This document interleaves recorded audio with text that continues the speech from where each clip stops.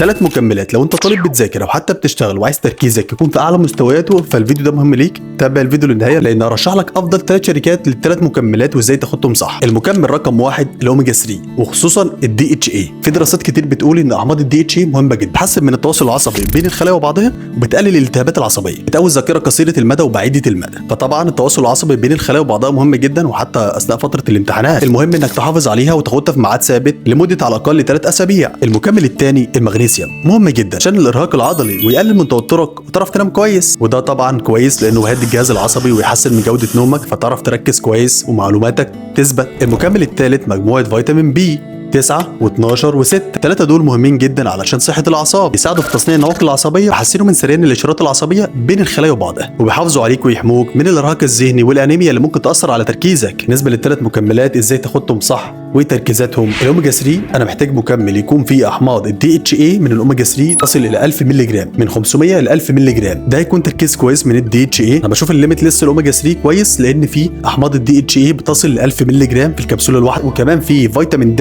400 وحده، فكويس جدا الاوميجا 3 من الليميت لسه. لو انت عايز تعلى بقى ممكن تجيب ناترو الامريكي او ناو، هناخد منه قرص يوميا بعد الغداء. بالنسبه للمغنيسيوم انا عايز تركيزه من 200 ل 400 مللي جرام يوميا، قرص يوميا قبل النوم. لسه المغنيسيوم كويس جدا تركيزه 150 وده تركيز متوسط وحلو، يعني قرص يوميا قبل النوم ده هيكون كافي. بالنسبه لمجموعه فيتامين بي انا محتاج مكمل يكون فيه فيتامين بي 12 و6 و9. ليميت لسه البي كومبلكس كويس جدا، في فيتامين بي 6 و9 و12 وكمان فيتامين بي 1 وصيامين وبيوتين. كل ده مهم علشان مخك واعصابك وكمان شعرك. هناخد لزقه يوميا بعد الفطار. في النهايه لو بتذاكر وعندك ضغط ذهني دول 3 مكملات هيساعدوك تمشي باعلى تركيز ومخ صاحي. لو استفدت من الفيديو ابعته لاي حد بيذاكر دلوقتي علشان يستفاد. ومتوفيق الا بالله، والسلام عليكم ورحمه الله وبركاته.